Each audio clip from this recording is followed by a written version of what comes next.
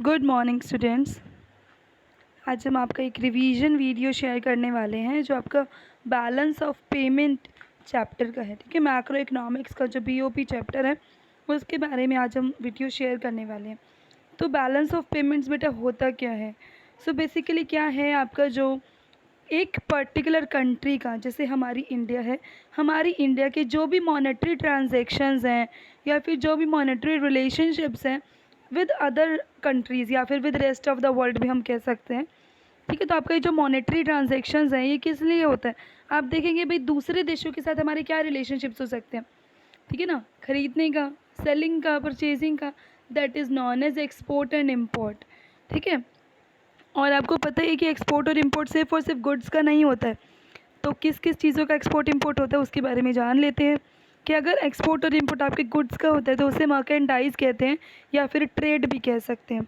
अगर एक्सपोर्ट और इंपोर्ट आपका सर्विसेज का होता है, ठीक है, तो उसे आप इनविजिबल्स कह सकते हैं, क्योंकि गुड्स का एक्सपोर्ट और इंपोर्ट को तो आप देख सकते हैं, दैट इज़ कॉल्ड विजिबल्स।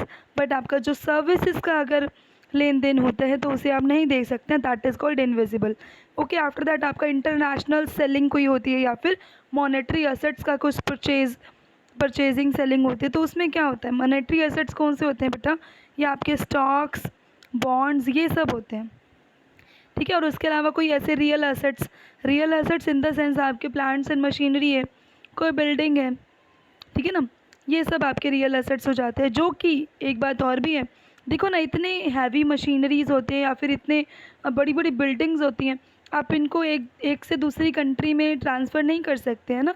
अब जैसे बिल्डिंग किसी ने परचेज़ की है तो क्या आप उसको उनकी जैसे अमेरिका में किसी ने हमारी कोई बिल्डिंग परचेज़ की है तो बिल्डिंग वहाँ थोड़ी जाएगी।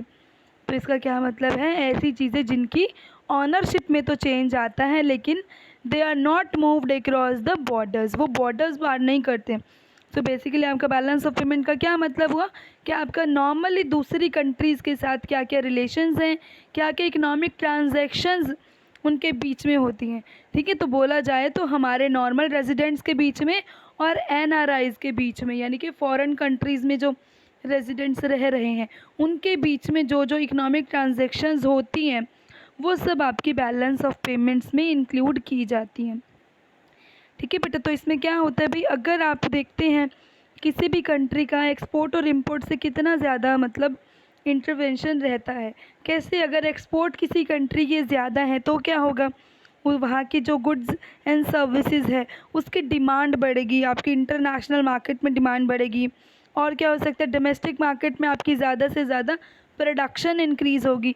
जितनी ज़्यादा प्रोडक्शन होगी उतने ही ज़्यादा लोगों को काम मिलेगा, या आपका जैसे भी कहा जाए कि लोग अच्छे से जो हमारे इंडियन लोग हैं यहाँ पर क्या होगा, इंडियन पीपल के पास अच्छे से काम होगा, उनकी ग्रोथ होगी तो बेसिकली उनका जीडीपी बढ़ेगा।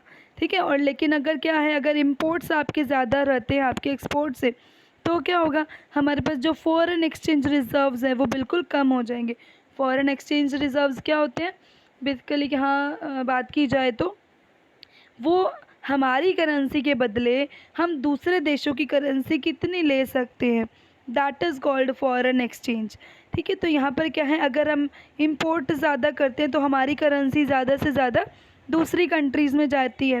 ठीक है ना, और क्या होगा, अगर हम ज़्यादा से ज़्यादा एक्सपोर्ट करते हैं तो दूसरे देशों की करेंसी हमारे पास आती है।